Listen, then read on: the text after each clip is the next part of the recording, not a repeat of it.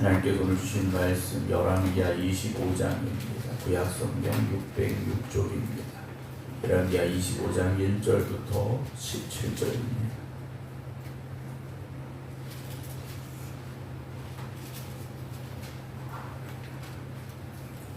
열왕기하 25장 1절부터 17절입니다. 시드기야 제9년 열째 달 10일에 바벨론의 왕 느부갓네살이 그의 모든 군대를 거느리고 예루살렘을 치러 올라와서 그 성에 대하여 진을 치고 주위에 토성을 쌓으매 그 성이 시드기야 왕 제11년까지 포위되었더라. 그의 넷째 달 9일에 성중에 기근이 심하여 그 땅 백성의 양식이 떨어졌더라. 그 성벽이 파괴되매 모든 군사가 밤중에 두 성벽 사이 왕의 동산 견문 길로 도망하여 갈대아인들이 그 성읍을 에워쌌으므로 그가 아라바 길로 가더니 갈대아 군대가 그 왕을 뒤쫓아가서 여리고 평지에서 그를 따라잡으매 왕의 모든 군대가 그를 떠나 흩어진지라. 그들이 왕을 사로잡아 그를 림나에 있는 바벨론 왕에게로 끌고 가매 그들이 그를 심문하니라. 그들이 시드기야의 아들들을 그의 눈앞에서 죽이고 시드기야의 두 눈을 빼고 놋사슬로 그를 결박하여 바벨론으로 끌고 갔더라. 바벨론 왕 느부갓네살의 19째 5월 7일에 바벨론 왕의 신복 시대장 느부사라단이 예루살렘에 이르러 여호와의 성전과 왕궁을 불사르고 예루살렘의 모든 집을 귀인의 집까지 불살랐으며 시대장에게 속한 갈대아 온 군대가 예루살렘 주위의 성벽을 헐었으며 성중에 남아있는 백성과 바벨론 왕에게 항복한 자들과 무리 중 남은 자는 시위대장 느부사라단이 모두 사로잡아가고 시위대장이 그 땅에 비천한 자를 남겨두어 포도원을 다스리는 자와 농부가 되게 하였더라. 갈대아 사람이 또 여호와의 성전의 두 놋 기둥과 받침들과 여호와의 성전의 놋 바다를 깨뜨려 그 놋을 바벨론으로 가져가고 또 가마들과 보삽들과 부집개들과 숟가락들과 숨길 때 쓰는 모든 놋그릇을 다 가져갔으며 시대장이 또 불 옮기는 그릇들과 주발들 곧 금으로 만든 것이나 은으로 만든 것이나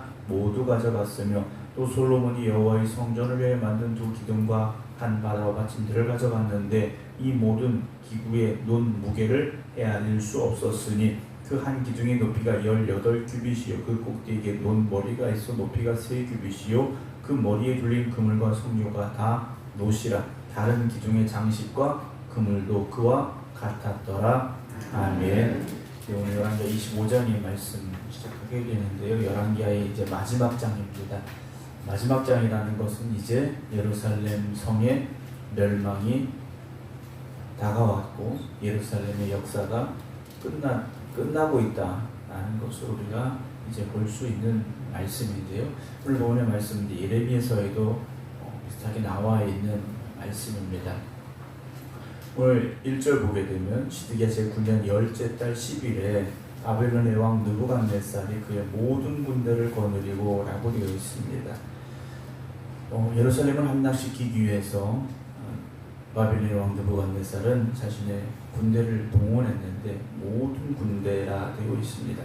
물론 바벨론 제국의 전 군대가 동원된 것은 아니라 우리가 생각할 수 있습니다만 예루살렘을 포위하고 함락시키기에 충분한 군대가 예루살렘에 도착을 했던 것으로 볼 수 있겠죠. 그래서 예루살렘을 치러 올라와서 그 성에 대하여 진을 치고 주위에 토성을 쌓음에 그 성이 시드기야 왕 제11년까지 포위되었더라 그랬습니다. 9년 열째 달 10일에 왔는데 제11년까지 됐다라고 되어 있죠. 만 2년 가까이 예루살렘 성이 포위가 됐습니다. 그러면 성은 어떤 상황이 되겠습니까? 3절 보면 그의 넷째 달 9일에 성중에 기근이 심하여 그 땅 백성의 양식이 떨어졌다라고 되어 있습니다. 성이라는 곳은 외적으로부터 적군으로부터 보호할 수 있는 방어할 수 있는 곳이기도 했습니다만 만약에 포위가 되면 외딴 섬이 될 수밖에 없는 곳이죠. 그래서 가지고 있던 양식이 떨어지는 상황이 됐습니다. 그래서 우리가 성경을 보면 어떤 일이 벌어졌느냐, 아이를 잡아먹는 일들도 있었더라 라는 상황을 우리가 말씀을 통해서 보게 되죠. 사랑하는 성도 여러분, 우리가 하나님의 보호하심을 받아야지 어떤 다른 것이 나를 지켜주고 나를 보호한다라는 잘못된 생각, 착각에 빠져서는 안 됩니다. 오늘도 하나님이 우리를 도와주셔야 됩니다. 예루살렘을 어느 누가 도와주러 왔느냐? 그렇지 않았다라는 거죠. 그전에는 마음을 같이 할 것 같은 주변의 나라들 어느 누구 하나도 도와주러 오는 이들이 없었다라는 것이죠. 뭐 그런 이야기 하지 않습니까? 우리가 세상에서 잘 나갈 때는 주변에 사람이 많은데 내가 실패하고 내가 어려움을 당할 때는 주변에 남은 사람들이 없다라는 그런 이야기들을 하기도 합니다. 세상 사람들은 결국 떠나갈 수밖에 없습니다.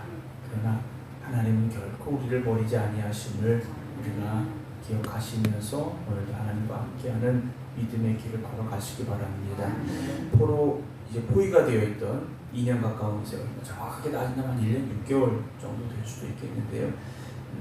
그 기간 동안 백성의 이 예루살렘에 있던 백성들은 두려움에 사로잡혔을 것이고 먹을 것이 점점 떨어져가는 그런 상황을 보면서 얼마나 두려웠을까 라는 생각을 해보게 됩니다. 그러나 그 안타까운 상황 속에서도 하나님을 찾고 하나님 앞에 부르짖었다는 내용은 나와 있지가 않죠. 물론 모든 것을 다 기록한 것은, 성경이 모든 것을 기록한 것은 아닙니다만 나라가 망하는 순간까지도 하나님을 찾지 못했던 이들의 패역함을 하나님도 보고 계셨을 텐데 라는 생각을 해보게 됩니다. 4절 보면요, 그 성벽이 파괴되며 모든 군사가 밤중에 두 성벽 사이 왕의 동산 견문길로 이제 도망을 하게 됩니다. 도망을 하게 되는데 5절 보면 갈대아 군대가 그 왕을 뒤쫓아가서 여리고 평지에서 그를 따라잡음에 왕의 모든 군대가 그를 떠나 흩어졌다라고 되어 있습니다. 마지막 순간까지 왕을 지켜야 될 왕의 군사들도 왕이 붙잡혀가는 상황에 왕을 버리고 도망갔다라는 거죠. 왕이 하나님을 붙잡았더라면 군대가 왕을 떠나갔을까? 그렇지 않다라는 거죠. 우리가 하나님을 붙잡아야 됩니다. 우리가 하나님을 붙잡아야지 세상을 붙잡아서는 안 됩니다. 오늘도 이 새벽 우리가 결단하고 고백하기를 다시 한번 부탁드립니다. 지금까지 하나님 의지하며 하나님 좀 붙잡고 여기까지 오신 여러분 끝까지 그 믿음을 지켜 가시기 바랍니다. 그래서 왕이 사로잡혀 갑니다. 8절 보면 그들이 왕을 사로잡아 그를 림나에 있는 바벨론 왕에게로 끌고 가매 그들이 그를 신문하죠. 7절에 그들이 시드기야의 아들들을 그의 눈앞에서 죽입니다.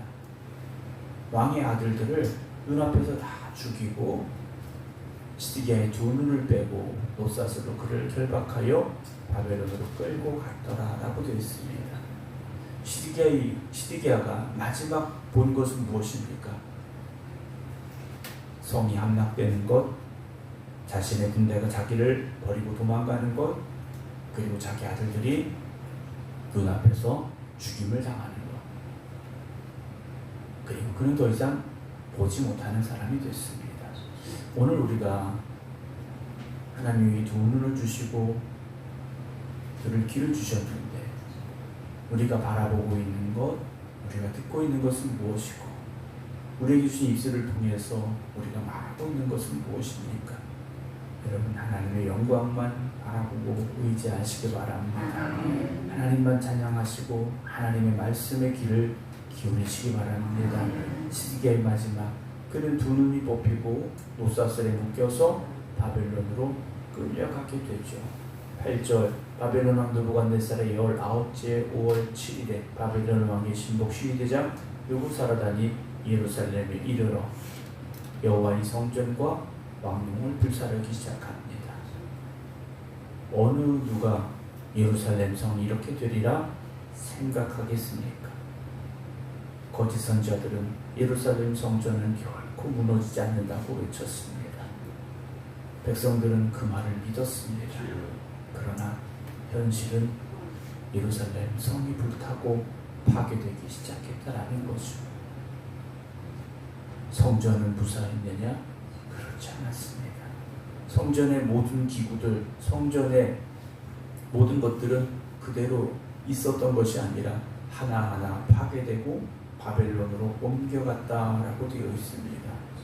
성전이 성전으로서의 역할을 감당하지 못했더니 모든 것들이 파괴되고 모든 것들을 빼앗기는 상황이 됐다라는 거죠. 예루살렘 성전에 예배가 없었느냐? 예배는 있었습니다. 형식적인 예배만 남아 있었다라는 거죠. 그 자리에 온갖 우상들이 채웠다는 것이죠. 오늘도 우리가 예배드리는 우리의 모습이 습관적이고 형식적인 예배가 되지 않기를 주님의 이름으로 부탁을 드립니다. 우리의 중심을 보시고 우리 예배를 받으신 하나님께서 기뻐 받으시는 예배가 드려지는 이 성전이 되어져야 됩니다. 하나님 앞에 영광을 올려드리는 예배가 멈춰졌다면, 그 예배를 찾을 수 없다면 이곳은 성전이 아니라 건물이 될 수밖에 없습니다. 오늘 저와 여러분들이 하나님의 영광을 위해 살지 않는다면, 하나님의 영광을 위해 우리가 노력하지 않는다면 우리는 성도라 불릴 자격이 없습니다. 그냥 교회 다니는 사람일 수밖에 없습니다. 오늘도 이 성전이 그리고 우리 모든 성도들이 하나님의 영광을 위해 힘써 쓰임받고 또 사용될 수 있기를 주님의 이름으로 축원합니다. 오늘 우리의 마음은 어디를 향하고 있습니까? 하나님을 향하고 있습니까? 아니면 세상을 향하고 있습니까? 여러분 끝까지 주님 앞에서 믿음으로 살아갈 수 있기를 주님의 이름으로 축원합니다. 주님이 우리의 방패가 되십니다. 주님이 우리의 도움이 되십니다. 오늘도 살아 역사하시는 하나님 앞에 나와 기도드리는 우리 모든 성도 여러분, 또 온라인으로 함께 예배드리고 계신 우리 모든 성도 여러분, 오늘도 주님만 바라보시고 주님만 의지하시기 바랍니다. 주님이 우리의 도움이 되어주심을 기억하시고 오늘도 주님과 함께하는 믿음의 삶이 여러분들의 삶이 되어주시고 그 여러분들의 삶을 통하여 하나님 영광 받으시는 오늘이 되기를 주님의 이름으로 축원합니다. 기도하겠습니다. 하나님께서 선자들을 통하여 경고하시고 경고하셨음에도 불구하고 유다의 왕들과 또 유다의 백성들이 하나님 앞에 바로 서지 못했습니다. 다시 악의 자리로 돌아갔고 우상을 섬기는 사람들이 되고 말았습니다.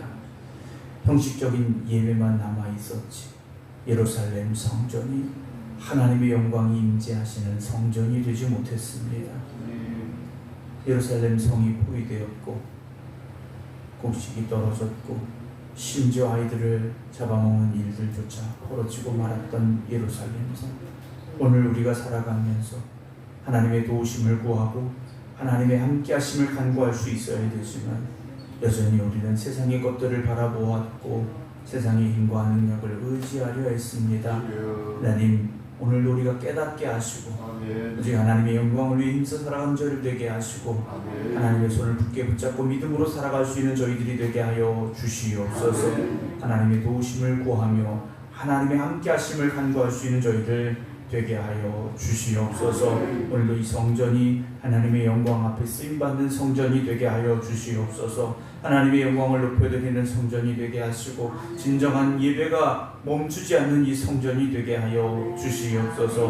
오늘도 하나님 앞에 기도드리는 성도들 저들의 삶을 주님께서 주장하여 주시옵소서. 어디를 가든지 무엇을 하든지 먼저 하나님의 영광을 위하여 살게 하여 주시옵시고 하나님의 뜻을 위하여 살아가고 또한 쓰임받는 성도들이 되게 하여 주시옵소서. 오늘도 이 성전에서 또 각자의 기도의 자리에서 하나님 앞에 간절히 간구하는 성도들 주님 기억하여 주시옵시고 저들의 이름이 하나님의 영광을 높여드리는 이름이 되게 하시고 저들의 삶이 하나님 앞에 쓰임받는 삶이 되게 하시고 저들의 가정이 주의 은혜로 평안하게 하시고 저들이 일하는 일터가 복된 자리가 되게 하여 주시옵소서. 이제는 우리 주 예수 그리스도의 은혜와 아버지 하나님의 극진하신 사랑하심과 성령님의 감동 감화 역사하심이 오늘도 오직 하나님의 영광을 위해 살겠습니다 기도드리는 모든 성도들 위해 이제부터 영원토록 함께 하시기를 간절히 축원하옵나이다. 아멘.